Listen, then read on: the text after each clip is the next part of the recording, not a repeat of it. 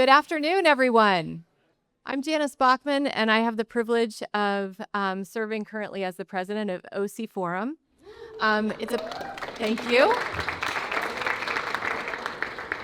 It's a pleasure to welcome you to today's program. As you know, I see a lot of familiar faces out here. The OC-Forum is proud to be Orange County's leading nonpartisan public affairs organization. We aim to bring our community together to connect, exchange ideas, and engage in thoughtful dialogue on the issues shaping our region and beyond. Our programs are known for their diversity of speakers, perspectives, and participants, and at its heart, OC-Forum, we really aim to serve as a catalyst for elevating public discourse, encouraging collaboration, and inspiring action on the complex challenges we face. So today's program is a perfect example of the kind of dialogue that the OC-Forum was built to host. It's complex, it's timely, it's deeply relevant to our community. I challenge any of you who watch TV to have not seen a commercial about our topic for today. Proposition 50 has the potential to reshape California's congressional map, and with it, the political landscape here at home. As always, our goal at OC-Forum is not to take sides, but to foster understanding. We'll look at the perspectives on both sides of the issue, examine the implications, and shed light on why this topic inspires such passionate debate. I hear a little laugh down there. True to our mission, we'll approach it with a data-driven, nonpartisan lens, providing clarity, context, and a space for informed conversation. We're very proud to partner with ACC-OC on this event. Yes, let's give it up for ACC-OC.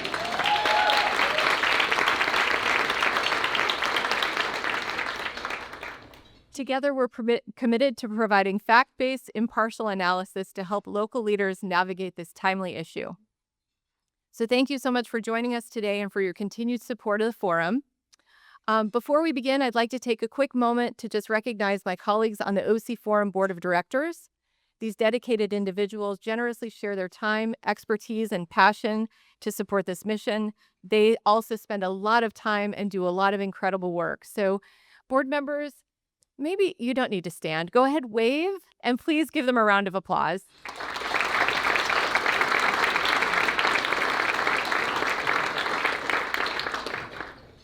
We're also deeply grateful to the sponsors, you can see some of them on our screen, who make our work possible. Before we get started, actually, wait, I'd like to say another note about our sponsors. To our ongoing OC-Forum sponsors, thank you so much for your commitment and your generosity. Special thank you to UCI and UCI Health.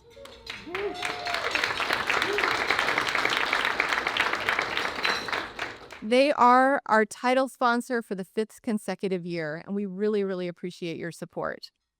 And finally, I'd like to say a thank you to our promotional partner for today's event, ACC-OC, the Association of California Cities, Orange County.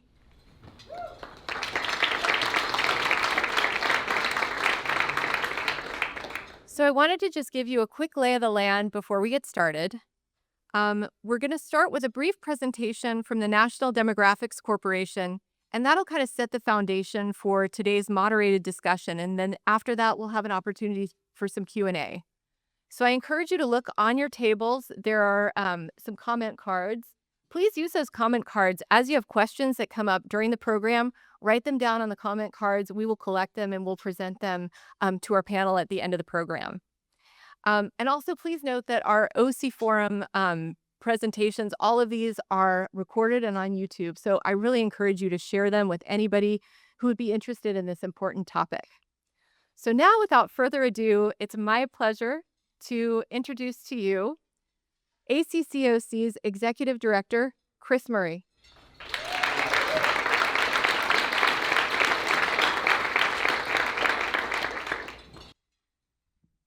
Thank you, Janice, and thank you everyone for taking the time to be here today. We greatly appreciate your commitment to good public policy in Orange County, and it's such an honor for ACC-OC to partner with OC-Forum to make sure that we're bringing all of our collective community together on issues that are impacting how we govern here at home. It's now also my pleasure to introduce our first two speakers today, Dr. Douglas Johnson, and Dr. Justin Levitt with the National Demographics Corporation. NDC, their company that Doug and Justin have founded, have led the dialogue nationally. They are respected across.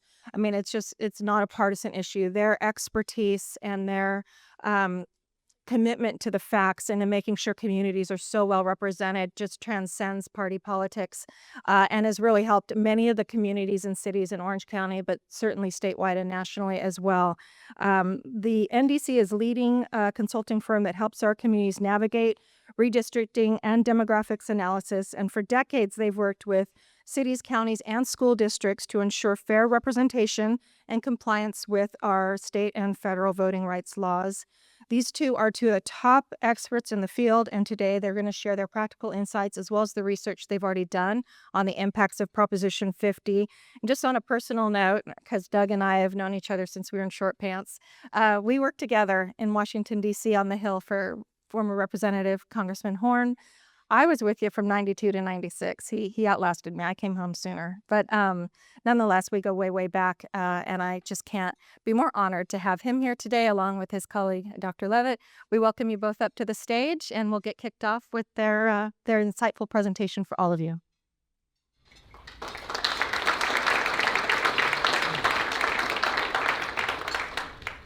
It's a pleasure to be with all of you. Thank you for having us. And it's always good to see Chris. She now mentions how long we've known each other in decades, which is always a little scary to think about.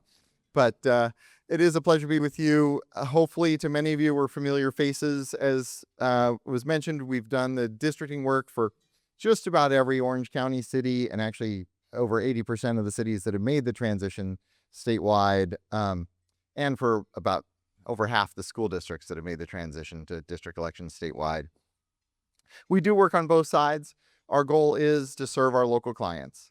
Mayor from Huntington Beach and I have both spent time in depositions lately, because we are working for Huntington Beach and Burbank and Santa Monica, defending them because those councils have decided to fight on this issue. So we work to help the local officials do what they think is right for their city, or whichever path that may be. So, and as was mentioned, this is completely nonpartisan. We're not involved in Prop 50 on either the pro or con side. What we're looking to present to you is a perspective on what this means for your local neighborhoods and cities and jurisdictions. You will see through this on the PowerPoint, we have some maps. There are also a lot of references. We actually have a tiny URL address, so hopefully you can remember it, where we have a map where you can where you can go back and forth and see the before and after maps if you want to read. And when you zoom in on our maps, both maps will zoom in together. So if you put in an address and zoom in on your house, you'll see both maps side by side. So we'll get into that. I'm going to start a little bit with the statewide picture. I'm going to hand off to Justin to take on the Orange County details as we go through this. So statewide, obviously, everyone's familiar with what's going on. This is kind of California's response to Texas. Looking to redraw the maps, and you'll see this a lot in our maps as we go through it. It's hard. This is just a statewide perspective, but the colors are the existing districts. So you can see like the red along the coast in the north, and then the green lines are the new districts. So you can see how the coastal Marin seat becomes all the way up to Modoc County seat. So we'll show a bunch of these maps as we go through to give you the perspective. There are some areas that are not changed. We just did a statewide version of this with the Institute for Local Government. If folks in the Bay Area, in parts of the Bay Area and along the coast, there's not much change, but in Orange County there is, as I'm sure you're familiar with. So we'll get into that. You can see lots of changes here, and Justin will go through these details as we go through it. Oops, there we go. So first of all, just the city splits, looking at your communities. It's one of the interesting things is that when you look at the numbers, actually, the new map doesn't look that bad. You can see the current map splits 27 out of the 58 counties. The new map splits 28. There's a bunch of changes, so it's only one more county. So on that count, it doesn't look that bad. But when we look at how many pieces the counties are cut into, Currently it's 99. And that sounds like a shockingly high total. Remember that like LA County has to be split into 19 pieces. And San Diego County has to be split up. So some of these pieces are required, but there are a lot more divisions of counties, and we really see it for the cities. Again, if you just read the top line number, like the PPIC came out with a report lately saying on number of split cities, it's not bad. It's actually better. 60 in the current map, 58 in the new map. Yeah. And the number of pieces, though, starts to hint at it. 138, 143. Where it really shows up that they really were dividing up cities is in the number of cities split into 3 pieces. So the current map only has 8. And 3 of those have to be split 3 ways. So LA, San Diego, San Jose all have to be in more than 3 pieces. So really the current map only divided 5 cities that they could have kept together. The new map splits 16 into more than 3 cities. So 13 that they could have kept together are divided into 3 or more pieces. And so we'll talk about this. And there are different perspectives on the impact of that. All of you deal with government affairs, on a regular basis. So you will be able to think through the impacts of this. But that's really our goal in this presentation, is to give you that perspective and really get the questions going about this. Okay, voting rights. This is a big issue in the other states. In Texas, there's already a lawsuit challenging it under the Voting Rights Act. Other states are going to be looking at this. Utah might be looking at this. Here, it's not really an issue. You see, we haven't had a challenge to this map, at least yet, under Voting Rights Act. It's because the numbers are really unchanged. 30+% African American. The current map has 2, both in Los Angeles. They both elect African American preferred candidates, and the new map keeps those 2 essentially unchanged. You can see in the middle, Latino, 16 and 16, that number's unchanged. And then Asian American, 38% plus. We drew the line at 38% because 2 of the 3 at 38% are currently held by Asian Americans. The third is Eric Swalwell's seat. The new map has 1 more that just goes over that 38% seat. So there's not really a Voting Rights Act impact of this, other than disturbing the path from local office to congressional office by splitting up cities. Obviously, no secret on either side, the pro or con side of this. This is being done for partisan reasons to offset what Texas is doing for partisan reasons the other way. The numbers get interesting. First, a little perspective on Texas. So Texas, you hear the number 5 seats in Texas coming out a lot. It's really 3 new safe Republican seats and 2 somewhat competitive current seats that are held by Democrats becoming a little more lean Republican. So in Texas, they're definitely getting 3 new seats for Republicans, and then they have a better shot at 2 more. In California, the number of safe Democratic seats, and we're using Harris got 53% or more as a measure of safe because that's a 6% win, 53-47. Safe seats goes from 40 to 47. Now, 3 of those are already held by Democrats. So the red numbers there, 9, 13, and 25, are, many of you are very familiar with a couple of these here in Orange County, competitive seats that are held by Democrats. So all 3 of those become safe Democratic seats. In addition, they pick up 4 more. You can see the bold numbers on the Trump-leaning seats. 3 and 41 become safe Democratic seats. 22, I'll talk about in a minute, remains a competitive seat. And then District 40 actually becomes a safe seat. District 40 in Orange County, and Justin will give you some details about that because it's not really anymore. It's sort of an Orange County seat after this. The rundown on incumbents, Valadeo, competitive seat today, amazingly remains a competitive seat. It moves about 1.5% more Democratic. So his kind of hold on by his fingernails election every time will remain close. The big numbers to look at, big picture, remember the commission was sold on competitive seats.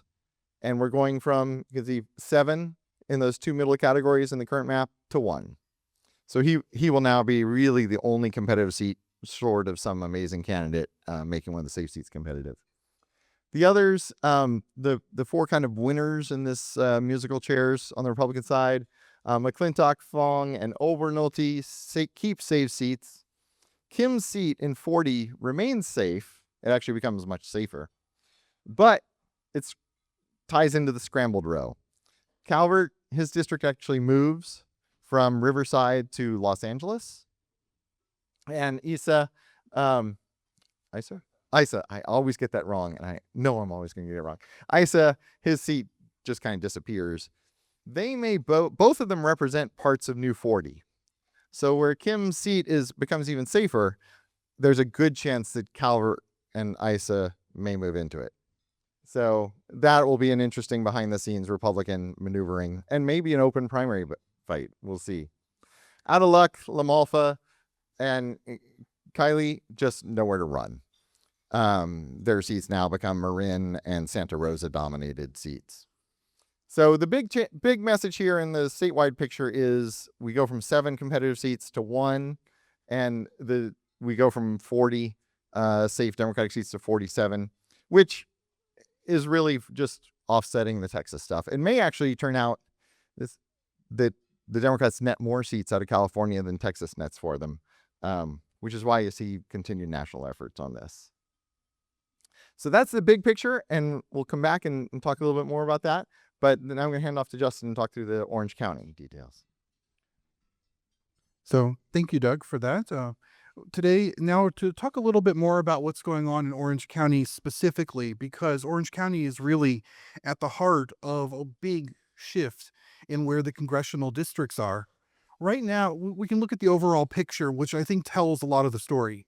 Currently, there are 6 districts, congressional districts, that have part of Orange County. 2 of them, 46 and 47, let's get the pointer right there, are completely in Orange County. 40 and 45 are mostly in Orange County. They both have a little bit that's outside, Chino Hills, a little bit of Chino Hills in Area 40, for example. And then we have 2 districts that have small parts of Orange County. 49, of course, is that Camp Pendleton seat that straddles up from North San Diego County. Area 38 only contains the city of La Habra. Otherwise, it's completely in Los Angeles County. Well, as we look at the 2025 numbers, we see that we still have our 2 seats entirely in Orange County, and 45 remains mostly in Orange County, but now there will be 5 seats with portions of Orange County. This includes Air 41, which is that seat that's actually currently in Riverside County that's being moved to Los Angeles, also has a bit of the northern tier of Orange County, and Area 42, which is based in Long Beach, will go south to get Seal Beach, Huntington Beach, and Newport Beach. So these are 2 new seats that are being included in Orange County in this new map. This is also really reflected in the number of cities. Orange County is one of the few counties that has more cities that are split. We increased from 9 to 11 splits. Each of our 9 cities is currently split only once. And that includes big cities like Santa Ana and Anaheim that have previously been split into more than 2 districts. In this map, they're only split into 2. In the new map, there'll actually be 5 cities that are split into 3 sections. So I mentioned Anaheim and Santa Ana. Those are 2 of those cities. But new cities split in 3 ways include Fullerton, Placentia, and Seal Beach. So this is really an increase in the number of cities split 3 ways here in Orange County. We also have some new splits, like Newport Beach is not currently split. It would be divided in this new map. Same with Stanton. On the other hand, there are a couple of cities. There's a tiny piece of Laguna Beach that's currently split off from the bulk of the city in 49. That would be united in the new map. So some cities are newly split. Some cities are put back together. But I think the key takeaway is that we're seeing this increase in the cities that are split in more pieces, particularly here in Orange County. And here we can see that if we look at the map. As I mentioned, these are the new district lines as proposed in that, in the colors here. As we mentioned, Area 41, which would currently be over here, we can see is now being moved into Los Angeles County. It includes portions of La Habra and Brea. 45 remains mostly unchanged. It gets a little bit more of Artesia and Cerritos in Los Angeles County and loses a little that portion of Los Alamitos. You can see here the Seal Beach split 3 ways in this section of the map. The military base itself is being put into 45. The bulk of the population, including Leisure World and the coastal areas, are in 47, and that northern strip north of the 22 freeway is being added to 41. 46 is mostly unchanged, but as we mentioned, Santa Ana, which is currently entirely in 46, is now divided between 45, 46, and 42. The big change, we see 47, which is kind of now comes down into Dana Point, Laguna Beach, that kind of South Orange County portion. And what's going on is that 40, which currently includes a lot of that eastern county, is being pushed into Riverside County to get Murrieta, Temecula, and Norco, and a whole lot of that 15 corridor in particular.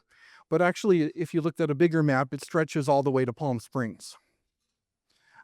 So this 40 is mostly in Orange County C today. This map would actually have it mostly be in Riverside County, with only about a third of its population remaining in Orange County. And as you can see, it does, it kind of picks and chooses Mission Viejo and Rancho Santa Margarita all the way up to Villa Park and the east side of Orange. Just to see highlight some of the other new splits.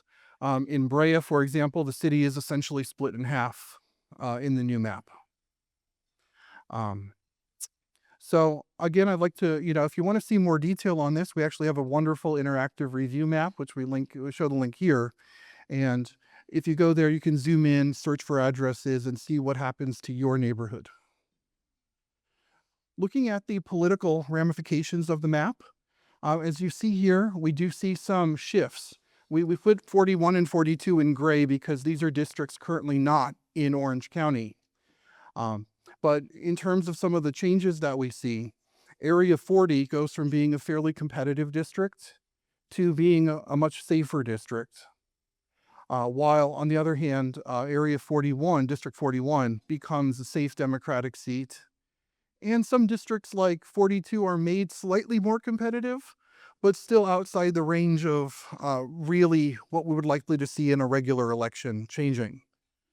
So that 32%, that's mostly in Long Beach and cities north of Long Beach like Lakewood. With the addition of Huntington Beach and Newport Beach, it becomes slightly more Republican, but really not in that competitive range. Other competitive seats that are currently competitive, 47 and 49, both become more Democratic. And we can see this also with changes to voter registration. Again, I'm not going to go through all the details here, but notice that we are seeing the same sorts of shifts we saw in the presidential election, with seats being made more competitive. Looking at our demographics, we mentioned that the total number of Voting Rights Act districts remains the same. We do see changes on which districts are those VRA seats. So for example, currently 42, which is again that Long Beach district, is our majority Latino seat. That district would no longer be majority Latino, but Area 41 or District 41 would become our new Latino seat. And so with that, to conclude, I'll turn it over to Doug to talk about what this means for 2031. Thank you.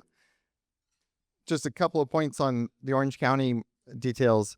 Those of you in Brea and up in that north area, just going purely off of news reports, we don't have any inside information. 38 is likely to be fairly easily won by LA County Supervisor Hilda Solis. So we'll see. That'll be an interesting experience for those jurisdictions trying to get her up to speed on that.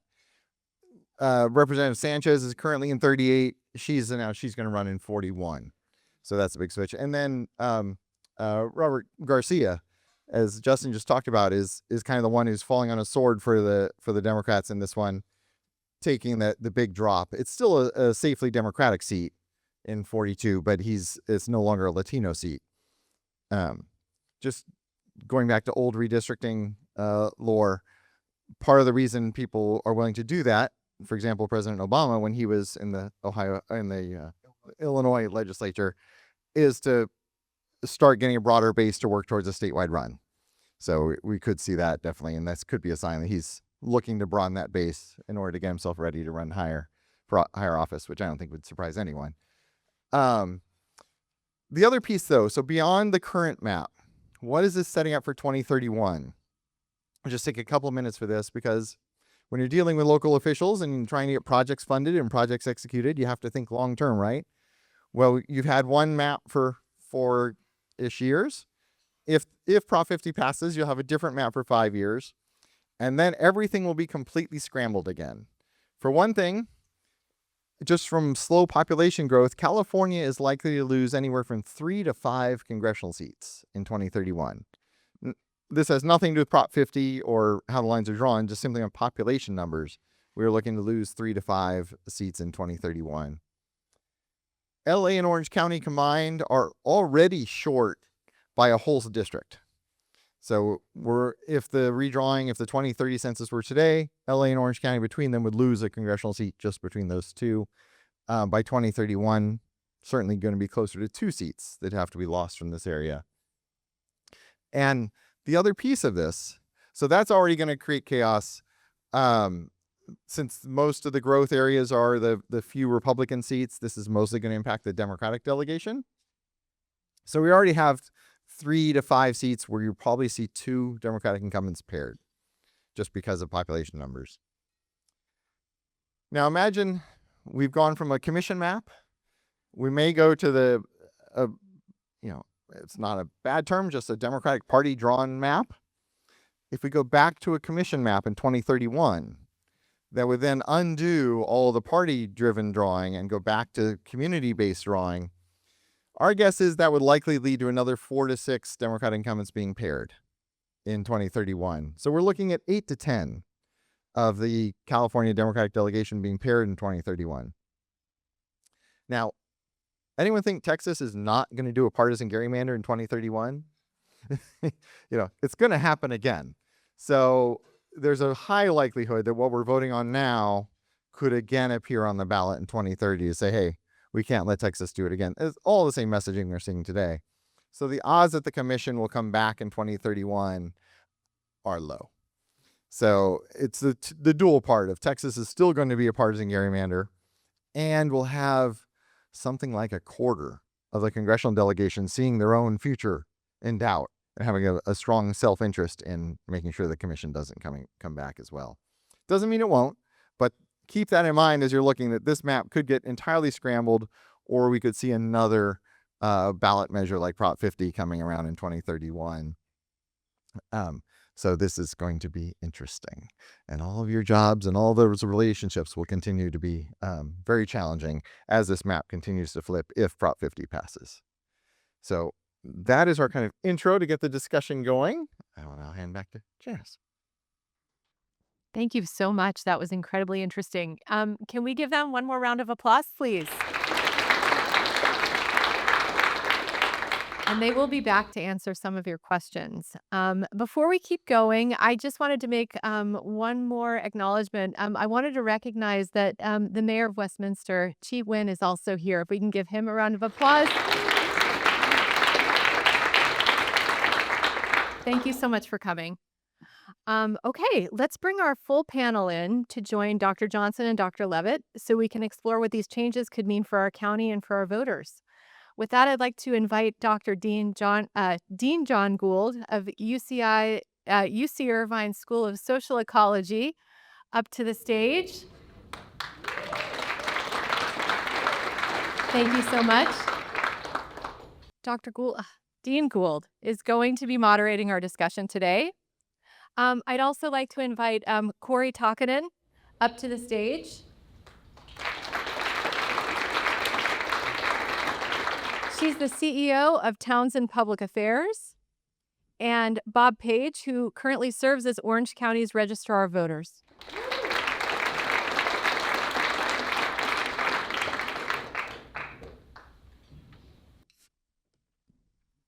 Well, what a timely topic.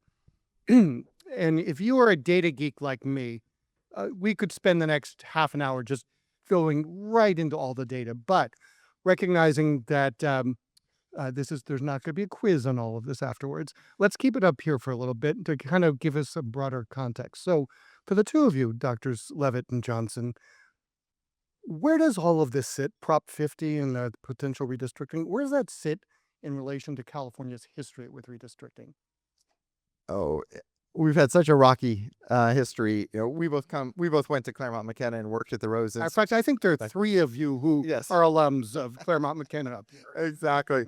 So we have been working on redistricting reform, since 1984 when we had our first initiatives on the ballot. So it's been up and down. We've had partisan gerrymanders in the 80s. We had what, as academics, was very useful, the most successful gerrymander ever in 2001, which is actually a bipartisan gerrymander where everyone got together, and over 153 congressional elections, there was one seat that changed seats. So we've been up and down, and then of course the 2008 and 2010 measures passed in 2008 with 50.01% of the vote, I think, put the commission in place. So it has been a rocky roller coaster, but we've seen it all.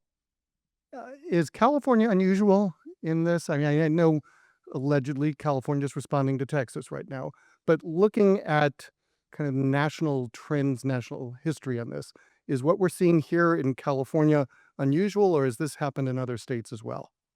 Either one of you, maybe Dr. Levitt. I think in some ways it goes back to that original gerrymander. That's the right way to say it. It's a gerrymander. Yeah, we've all been pronouncing it wrong forever. Elbridge Gerry, back in 1821, I believe, in Massachusetts, tried to put together the first in the United States. Although I could say even farther back in terms of where the lines are drawn. But really in more recent years, we really see with the advent of big data sources, with census block data that goes down to that literal city block level. And if you've been through a districting process, you've seen those maps that get so detailed in terms of the amount of data that's now available at that level. It just opens up more opportunities, like a Pandora's box, for being able to micro-target and really look at that population. But this is off-cycled. Normally, we would expect this every 10 years or so. Kind of looking back as far as you can all remember, have we seen this much in other places? Yeah, traditionally, mid-decade redistricting is only done by court order, right? Texas, mention them again. What was it, in 2003, 2005, the Tom DeLay mid-decade gerrymander. There's actually a documentary about that. Started this. There have been earlier attempts, but one of the things that happened is, as Justin was saying, by mid-decade, your old political data was almost useless, and whatever gerrymandering you did at the start of the decade was kind of dying out. It's only now that really you can do a precise mid-decade, and so yeah, we've got this whole new wave. Other than Texas in 2005, this is the first wave of partisan mid-decade non-court ordered gerrymandering. And so if I'm understanding you, one of the things you're saying is, with all the new data, it's possible that we could see this either in California or elsewhere over and over again. Putting aside the political pressures for it, there's now you have the data to be able to do it, and it's worth doing potentially for others. Wow. Okay, so let's continue the Claremont McKenna Alumni Association tour. So I'm originally from Chicago, and the first question a Chicagoan always asks is, what's in it for me? So let's ask that question from the position of Orange County and its political influence. Ms. Takkinen, what's in it for Orange County, good or bad, in terms of political power or the like from what may be coming? I really think there's a lot of opportunity here, and I know it can be challenging to see that because it is going to also take a lot of sweat and hard work to find that opportunity. But anytime that representation changes, there's an opportunity to educate new members on what your priorities are, whether you're a city, whether you're a nonprofit, whether you're a university. It's really getting in the door with those new folks and letting them know what your priorities are. But I also think it's going to be really important to not wait for them to come to you. These districts are larger. They're very different from what some of these members have had in the past. So it's going to take even more work to really help staff the member, if you will, on what's your priority, what's the need, what's the opportunity in Washington, D.C. Despite the chaos, there's still a lot of opportunities, a lot of things happening. And if you can make those connections, regardless of who your representative is, everyone has an opportunity to be helpful, regardless of party, regardless of politics. There are avenues to still get things done, but I think it's going to take more work from everyone to put those pieces together. Well, we just saw on the slides that Orange County potentially is going to be split between many more congressional districts. For the position of those in the audience who want to make sure that Orange County's voice is heard, is that a good thing because more districts may be paying, or more representatives may be paying attention to us? Or is that a bad thing because our influence will be split because there are other counties that will be have a greater ear of our representatives? I think it's a good thing if you're the squeaky wheel and you can get the ear of your representatives. I think specifically from a federal funding standpoint, the federal community project funding, federal earmark process is the most direct way for members of Congress to bring money back to their district. If your city is represented by more than one member, you have more bites at that apple. It's crazy to me that you have Seal Beach divided into 3 districts, but they now have 3 members they can go talk to get a community project funding request. Every member of Congress gets to pick 15 projects if history repeats itself. They now have 45 projects being selected, and they can be 3 of them if they do it well, versus a city like Irvine, which is much larger in population, only represented by 1 member. They only are playing in a 15 project field. So I think there really are advantages if communities are split up, but it has to be strategic. It has to be done well. And we've seen smaller communities get 2 or 3 projects through this process, compared to larger communities only receive 1. So we talked a little bit earlier about the history of redistricting. What's the history been from past redistricting in terms of the political influence of Orange County? Yeah, so I mean, Clinton carried Orange County in 2016. And ever since then, Democrats have made strides. We have had several targeted seats emerge in Orange County. At least 3 seats in Orange County are on the top seats to watch list in the 2024 election, the 2026 election. So we're a clear swing county at this point, and there's a lot of money that comes with that. I think ultimately, the other thing I would say is that Congress is constantly changing its majority. The majority in the House of Representatives has changed 3 times in the last 15 years. So while you may think it's, bad to be represented by one party now, that could change in 2 years and all of a sudden it's a positive. So I think what I would say to that is, Orange County definitely has political influence. And again, there's always opportunities in DC to engage, regardless of who your member is, regardless of what party they're in. There are ways to navigate this. Frankly, regardless of what happens with Proposition 50, you can still find success at the federal level.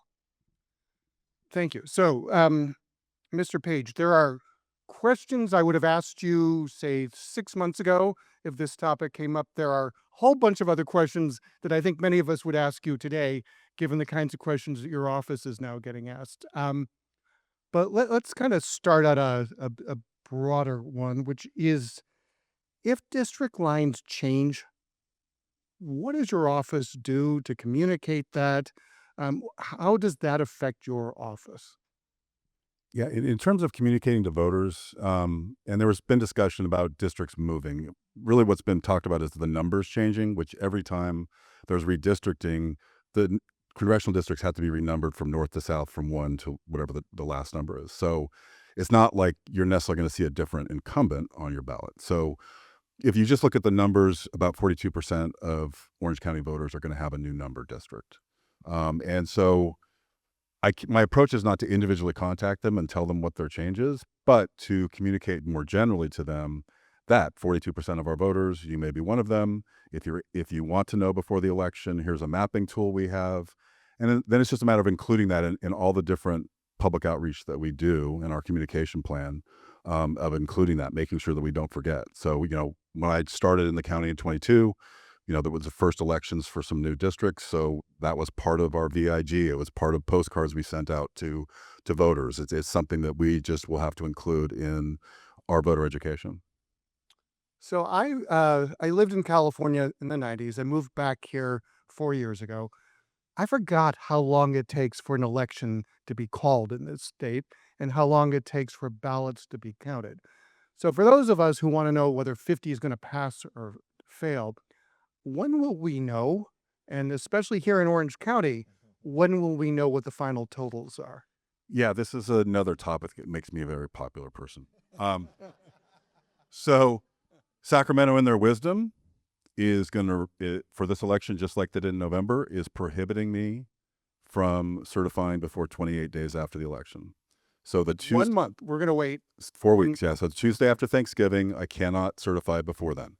But what I will tell you is that our history shows that within 7 days of election, we usually have 95% of all the ballots we process are in the results. So what happens at the end is we are processing the ballots where we found that the signatures don't compare, or that the ballot was damaged or mismarked in some ways that we have to duplicate it. That's what's happening at the end. So my estimation in this election, given that it's one contest, one question on the ballot, one ballot sheet, our audits are going to happen more quickly than they did in November. We took 10 straight days with 23 or 24 boards of 4 people hand counting ballots as part of our audit. It's not going to be the case this time with just one question. It'll be a lot quicker audit. My expectation is probably a week before Thanksgiving, but by the end of that week before Thanksgiving, we'll essentially be sitting on our hands waiting for people to cure signature challenges. Let me add one anecdote about that too. When the commission was first created with Prop 11, then Governor Schwarzenegger and the proponents held a press conference 5 days after Election Day to declare victory. And I frantically called them and tried to stop it. And they called me back afterwards, said, but there's only 150,000 votes left, because someone had told them that. I said, no. 5 days after election, there were 1.5 million ballots still left to count. And as I said, remember, 50.1%. So they had a few very, very nervous days. And it ended up the margin didn't change. But it is telling to remember, there are millions of ballots left after Election Day. Whatever the counts are on Election Day is not your final. So we operate a poll out of the School of Social Ecology here at UC Irvine. And one of the things we've seen is that upwards of about 25% of Orange County residents have questions about the integrity of the election system. And this is, by the way, this is flip-flopped from Democrats to Republicans depending on the election. All of us have an interest in a secure, fair election. I know that is certainly one of the centerpieces of your mission. How can you help us understand how the election is going to be administered in a way where people can trust in that system? Yeah, you're right. This is something that's very critical to what we do, and it's also critical to our communication and voter education plan, is to explain the different things that we do. So the list of security measures we have is so long I can't, there's not enough time. But I will say the basics is before every election, we get the original software that was hand delivered to us from the Secretary of State for the voting system, reload it onto all the equipment, check to make sure that the hash codes are still the same, that nothing's been modified to that software. We then create test ballots, and every single ballot scanner we're going to use in an election, we run test ballots through to make sure those scanners accurately count the test votes before we put any of those things into use. And then we do the same thing after. We do test ballots through after the election. As I mentioned, audit, we're required under state law to randomly select at least 1% of our precincts in the county and hand count all the ballots in those precincts. I've been in elections since 2018. I've not had a single audit that has found a major discrepancy or anything that happens where the people doing the audit think that the vote was different than the voting system did. It's because of an issue either with the people who are doing the audit thinking, applying the intent of the voter differently than the equipment did, or the voter marked the ballot in a way maybe with pencil or too lightly, or didn't quite get their mark all the way in the voting target to where the voting system couldn't detect it. That's not necessarily a mistake of the voting system.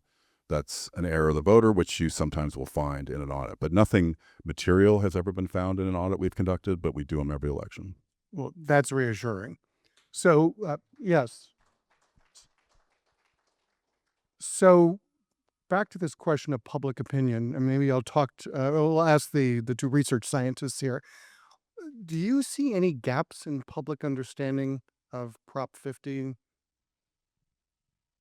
Well, I was just getting my hair cut yesterday, and my barber talking about this event, and my barber was like, "So I don't really understand why it matters that Texas is doing this, or other states are doing this. I think this is really just about California."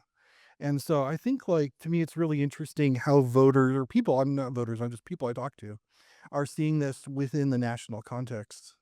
Yeah. And I'll add, it's a weird election because this is, for most of us, this is the only item on the ballot. So we're talking about polls are all over the place depending on how the poll is worded.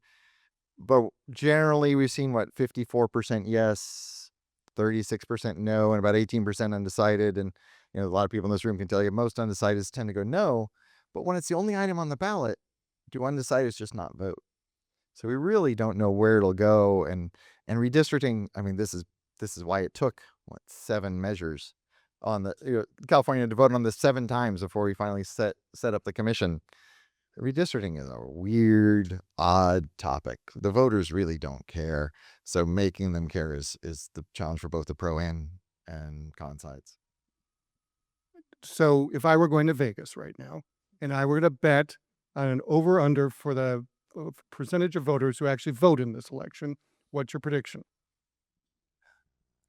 I definitely think this is going to be a lower turnout election than some people expect, but probably at least on par with like a midterm primary, probably. But that's speculation. And sorry, for those who don't follow it like we do, what percentage of eligible voters typically turn out for an off-year primary election?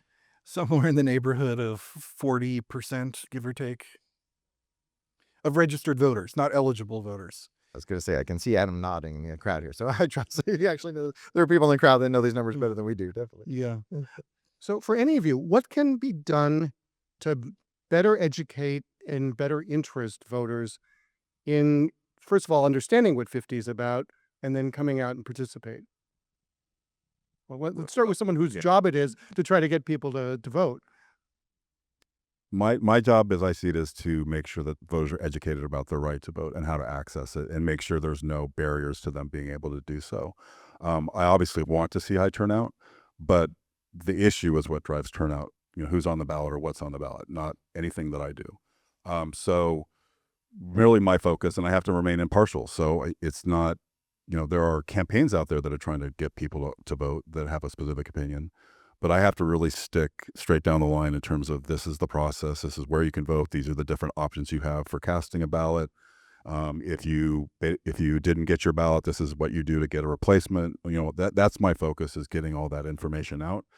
And, given the emotion around elections and election integrity, it's really having to think about, more impactful ways to tell stories to get people to pay attention to them. I was a newspaper reporter in the 90s, and I'm sure the Registrar voters at that point could put a press release out and everybody read it. It's not the case anymore. I've got the media market's so fractured. I've got to be thinking about all the different ways and all the different platforms that we need to be putting the message out on. Anything to add on that? No, I think I live in Glendale, and we had a fascinating thing where they used to not have campaign donation limits in council elections, and we'd have $150,000, $200,000 campaigns. And then they put a campaign limit in, and the amounts went down to $40,000, and turnout plummeted. And everyone yelled at the city clerk, "Why can't you get the word out? Why can't you get people to motivate?" It's like, well, the nonpartisan officials just can't motivate people like the yes and no sides can, or the candidate sides can. And so when they had a ton of money, they did a lot of it. When they had $1,000, when they went down to $10,000 campaigns, they only hit the high propensity voters. It's up to the pro and con sides in the end. So let's talk about the consequences of this. Number of people in the room who are going to be affected by it, by their positions. What can they do now to prepare for if 50 passes? So it'd be 2-part. What do they do about that? And then if 50 passes, that's only one election cycle. And then we've just heard that we're going to lose seats across California at the next census. What do people do to prepare themselves for all of this? I think it's important to remember that the vote in this November is just if 50 passes. These districts don't go into effect until 2026. So that kicks off a year-long campaign for these new districts, which gives everybody an opportunity to start engaging with the candidates running for those seats. There's obviously front runners that have been identified for certain seats. The good news is if we know the election by the Tuesday after Thanksgiving, you're just in time for the elected official holiday party circuits. You can start building those relationships, right? Getting to know them, who's going to likely come in and represent your community next year in 2027 or December 2026 once the actual election happens. So there is a little bit of a grace period to start to build those relationships, to start to, have that collaboration with the new electeds that you expect to come in and to really get them familiar with your communities now, instead of waiting until they come into office. I will say the fact of California potentially losing seats because of population, that scares me more than Proposition 50. Why is that? I think losing representation is a bad thing, just from a numerical standpoint. California it will still be the largest state in the union from the number of House members that represent us. But the fewer that you have, the fewer voices that you have in DC. I believe more representation is better, more members, more relationships, more committees that they sit on. It just gives our locals more representation and more opportunities to be effective. If you start reducing that number, you're just a smaller and smaller part of the entire ecosystem of Washington, D.C. Let me scare people too. From the demographer side of our work, the predictions are that maybe in 2040, but almost certainly in 2050, Texas will have more seats than California. Okay, well, I'm sure Californians have things to say about that. I don't want to put words in your mouth, but as I hear you giving advice to people, it almost sounds like the way to respond to 50 if it passes is exactly the way to respond to any sort of redistricting, that there's nothing special about how to respond to 50 compared to any other sort of similar sort of situation. That's correct. So it's really relationships. You're still going to be represented by 1 to 3 members of the House of Representatives, and it's all about your relationships with those individuals. And Can I push back on that a little bit? Because and anyone else feel free to join in on this. So if a city, we'll do cities, have been represented mainly by one congressperson, and you've developed a good relationship with them, all of a sudden you're split between 2, 3 representatives. That doesn't change the strategy or your influence? it may change the strategy and influence, but I think the process is still the same. And I would say, look at what just happened in CD 47, right? We had Michelle Steele there for several years. A lot of her cities had great relationships with her, a lot of nonprofits, a lot of community members. Derek Tran kind of came out of nowhere, and he won that seat, and everybody had to start over. But he went through the federal earmark process. He's going through the surface transportation reauthorization is next year in DC. He's starting to work on that. He's doing his best to represent his community as their representative. And everybody has an opportunity to be a part of those conversations with him. It's more work. You know, a lot of people already had that relationship with Congresswoman Steele. They were good. They didn't have to be in her office every week, making sure she was paying attention to them. And now that process restarts. But I think we've seen that in election cycles, just like we may see in this redistricting cycle. So let me add a twist on to the mid-decade part of this, though. Agreeing with everything you just said, keep in mind, though, the new map might only be in place for 3 elections. If we get the commission back, so you'll change now, but you might go back to your old representative if the commission redraws the map.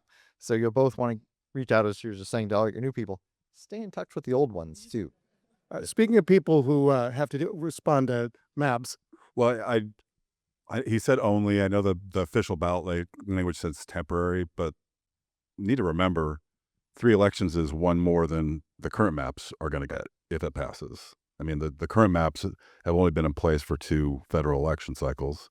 And so if this passes, then you're going to have 3 election cycles with new maps. So I don't know what I would call that temporary, but I do have to, as part of the process, if this passes, I'm going to have my staff already working on applying the maps before election day, because if I can't certify until December 2nd, I have to have all my mapping work done by December 11th. And then I start serving candidates on December 19th. So we have to do all the work and just be basically at the point where what we do after it's certified, if it wins, that we're proving.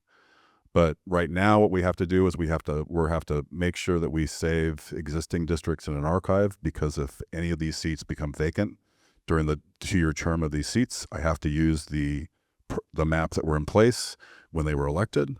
So if anybody before 26 becomes vacant, I got to still use the maps, even if 50 passes. I'll have to use the existing maps. So I have to make sure that I archive those. We've got to, if we get these maps, we've got to look to see, do they create any challenges for us? Do they, census tract lines do not always respect parcel lines. And so we have to make decisions when a parcel gets split in terms of which district it's in. So we have to look at those kind of things, and then we've got to make sure that once we split precincts to adjust for the new lines, then we have to make sure that our election management system is putting the voters in the right districts. So what I'm hearing is we should all invest in the coffee distributor to your office if this goes through. Yeah, probably.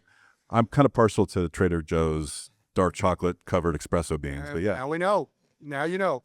Let's open this up to all of you in the audience. You'll see on your table that there are comment cards. Those are not comments on whether the moderator was good or not. Those are your opportunity to write questions down. So if you'll take a moment and write down any questions you might have, we have people to walk, or person to walk around and collect them, and then we'll bring them up to me, and we'll start asking some of your questions now. Can I answer the first question?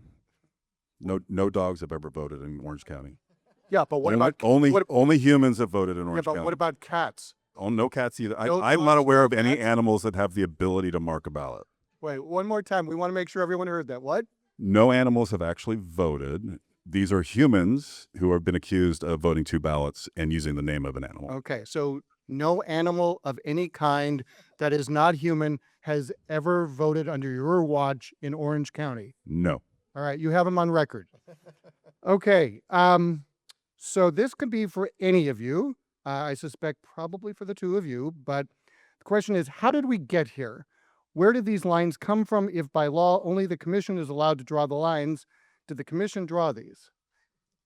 So by law, only the commission is allowed to draw lines. How do we get here? We changed the law. And so that's exactly, the Prop 50 is technically a constitutional amendment. And so when the Constitution says the commission draws the lines and you want to draw a different way, you have the voters change the Constitution.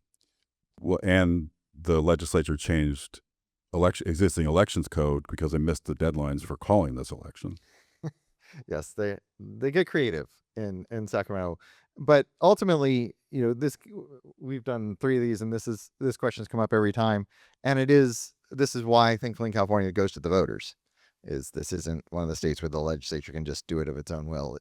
If the voters approve Prop 50, they are changing all the rules associated with who draws the lines. And I believe it was Paul Mitchell who drew the lines. So while I ask this question, if you have one, please raise your hand so we can see it and have it picked up. I know we had one over there and maybe one here. So I think this is to our friend in the end. What is the reason given by Sacramento as to why you are not allowed to certify prior to 28 days and 1 week before Thanksgiving? What I have heard is, and this is the same deadline they set for the November general election. And when they created the bill that called this election, they basically copied and pasted from 2 prior bills. The bill that called the 2021 gubernatorial recall election and AB 3184 from last year that was only supposed to be relevant for that general election. What I hear from them is that they want to make sure that voters whose ballot has been challenged for a signature issue have as much time as possible to cure that. And they want a uniform date. The way the law existed was that I could not certify any earlier than 8 days after the last cure notification I sent out.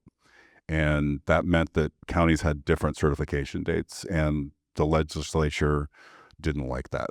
So there's another bill that would pass that goes forward starting in 26, where for regular statewide elections, I have to give voters until 22 days after the election to cure, and that I will not be able to certify before 24 days before. So at least one member of the legislature, the one who authored 3184, realized that he created problems for county elections officials, PR-wise. So he did try to address that by shortening still having a uniform date. So starting 26, there'll be a uniform date. Everybody will have until 22 days after 5 p.m. to cure a signature challenge to their ballot. But right now, for this election, for November, it was 26 of the head. And if you want to follow it, there's this obscure link on the Secretary of State's election reporting page that's county reporting status.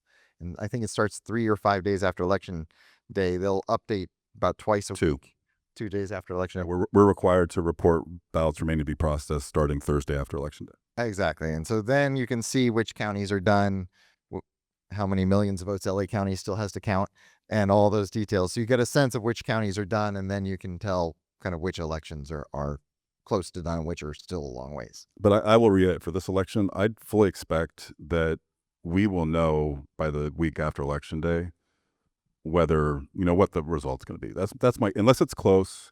If it's close, then you'll have campaigns on both sides out knocking on doors trying to get people to cure their signatures, because I saw that in this last election, the 2 competitive congressional races that have been 47, and you mentioned Michelle Steele's loss, who she actually had the most votes in that race in Orange County, but LA County swung it the other way.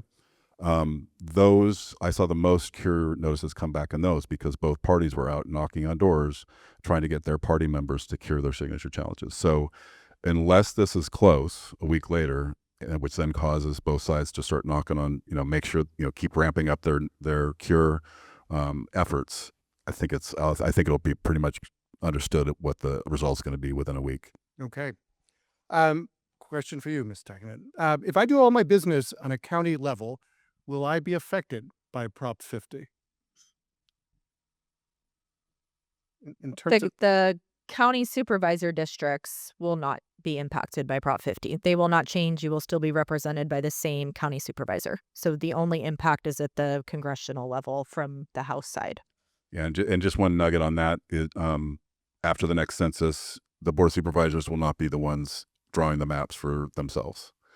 The Sacramento has been passing bills requiring different counties to create their own citizens commissions. All right. So actually following up on this question, it's more statement, but I'll turn it into a question.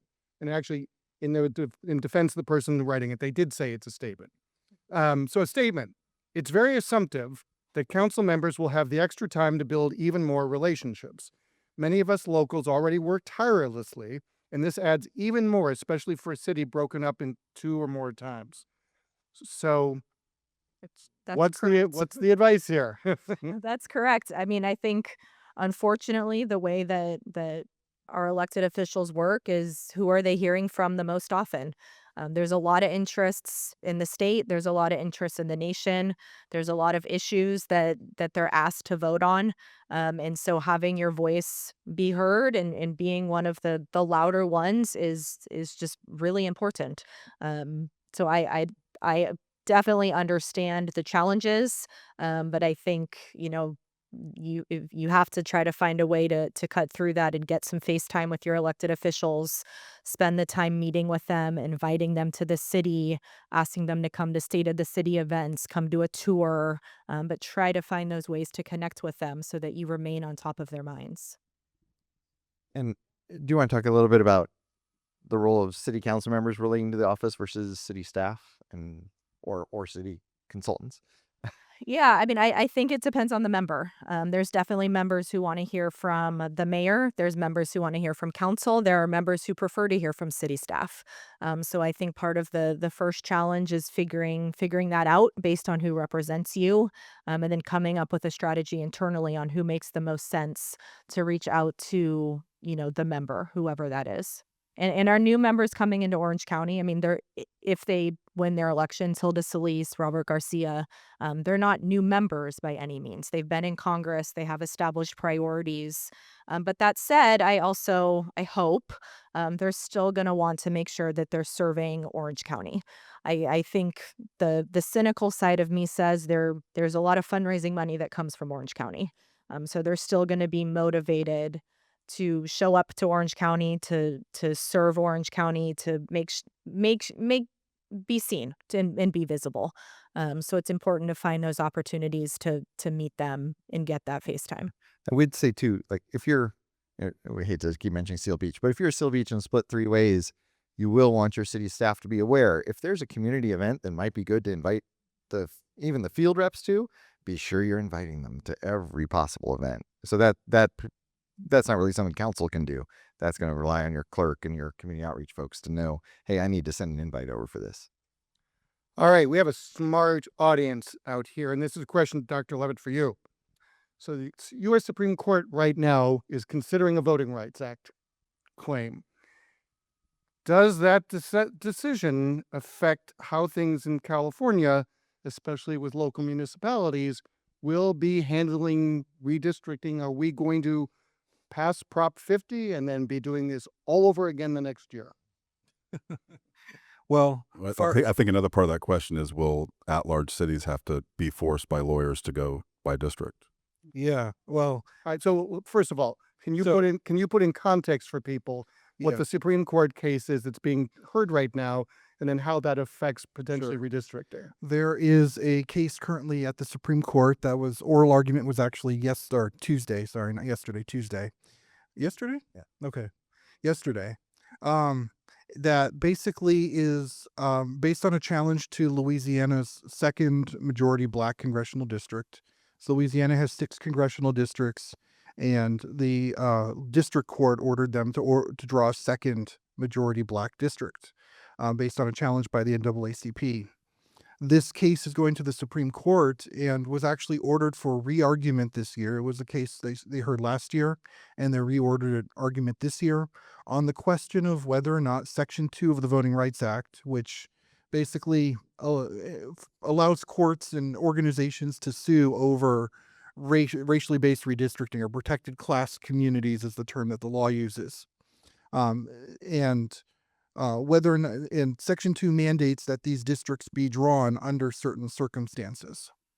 The question is whether that accords with the 14th and 15th Amendments to the Constitution that generally prohibit racial discrimination or discrimination based on identity or ethnicity. And the real question is this an opportunity for the Supreme Court to simply throw out Section 2 of the Voting Rights Act, to say redistricting is not included in Section 2 of the Voting Rights Act? There's a lot of options for where the courts could go. And I think the arguments certainly indicated that, there's at least 6 votes on the court for some kind of reform to Section 2 or change to how Section 2 has been interpreted. But for your state and local governments, what this really means is that this provision that applied nationally, that required every districting and redistricting to look at race and ethnicity and, like I said, protected class communities and communities of interest, might go by the wayside, in which case would be left in the gray area on how that would be handled. There's also the remote possibility that the Supreme Court actually comes down and says, no, you can't consider race or ethnicity when drawing lines. And if you did, because you were following Section 2, then you do need to redraw all your lines right now to make sure you're not drawing districts on the basis of race. Now, this is going to be a major question. We don't know exactly where the court's going to fall on this. If they take a more narrow approach that, no, Louisiana still has to draw one majority black district, but it's the second one that's the problem, and we're going to keep the rest. Or are they going to go all the way and say, Section 2 doesn't apply to redistricting, and in fact, the Constitution prohibits the use of race in redistricting. That is a really wide spectrum. And particularly if your city or your school district or special district has gone through the California Voting Rights Act, a law that was written to apply part of the Federal Voting Rights Act to your local communities, that local communities that still have to follow then Section 2 of the Federal Voting Rights Act when they draw their district lines, then we could be in a world where we have to redraw a lot of local districts. In fact, the California Voting Rights Act itself might have to be rewritten or changed dramatically to still be in effect. I mean, I know, it does have its own set of criteria, but depending on how the Supreme Court rules will have repercussions for every state and local jurisdiction that uses districts. And I think Doug wants to chime in too. Yeah, I don't think it'll have much impact on California at the congressional level, because it's interesting. Part of the Section 2 is part of the reason Valdeo's seat is still competitive. So really the only seat that the Democrats could then pick up would be Valdeo could be moved into a safe seat if this is undone. And I doubt we'd go through all this again for one seat. At the local level, yes, Santa Monica actually got a temporary stay in their case while the judge waits for the Louisiana ruling. Huntington Beach has asked for one. The judge hasn't given it yet. But it could also delay that case. We'll see. Ironically, at the state level, they could simply say this is a partisan gerrymander, which are permissible under federal law. And at the state level, where we're not required to look at or we can't use partisan data, none of these districts could be justified.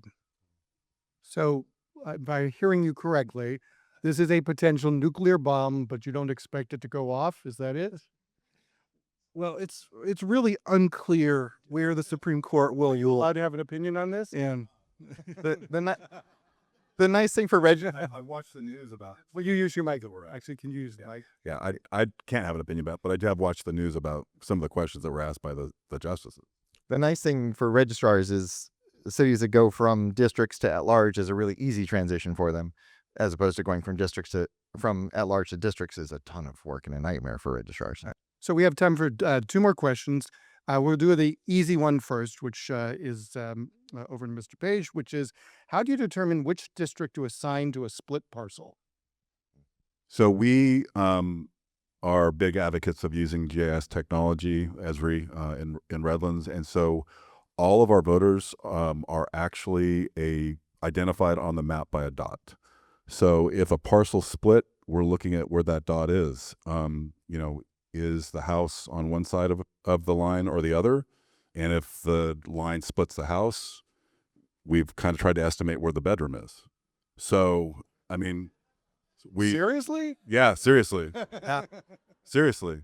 So we're looking at those kind of things. So we've got every single voter has a dot on a map. And so if there's split parcels, then we're looking to see what that part. You're it's telling work. us that government is paying attention to where your bedroom is. Yes. Okay. Yep. All right. Last question is this one. And apparently there is a fellow Claremont grad or alum in the audience, because the question begins, go Stags. And since my son went to Pitzer, I have to say go Sagens. Sorry, everybody. All right. So I think I'm only going to be able to ask this of three of you. But in your professional, in your professional opinion, will Prop 50 pass? And we'll start with Dr. Levitt. Well, I think the polling's been showing that it's likely to pass narrowly. Agree or disagree? I have no idea. Oh, come on. You have a PhD. All that education and all you can say is, I don't know. Have you met the California electorate? So seriously. So If I was betting to the Vegas question, I'd bet on it passing, but it could go either way. okay. And finally, last word. I think it'll pass. Okay. Actually, just for fun, how many of you in the audience think it's going to pass? All right. And the rest of you, I'm going to say are no, and the rest probably don't have hands. All right. With that, please join me in thanking the panelists for a really interesting conversation.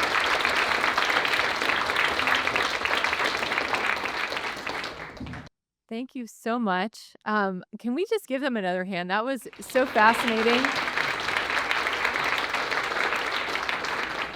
I think you really kept us riveted on this topic, which is a really, really complex topic. And I just really appreciate your participation. I know we all do. So thank you so much. I also want to thank the Pacific Club for presenting us with another great lunch here at OC-Forum at the Pacific Club. Also, thank you to Communications Lab for another great organized presentation. They do such a great job. Special thanks, she's not going to like this, to Nara in the back. She's amazing and she's everywhere all at once, actually. So thank you, Nara, for this great presentation and for everything that you do. Before you go, a couple of things. First of all, parking.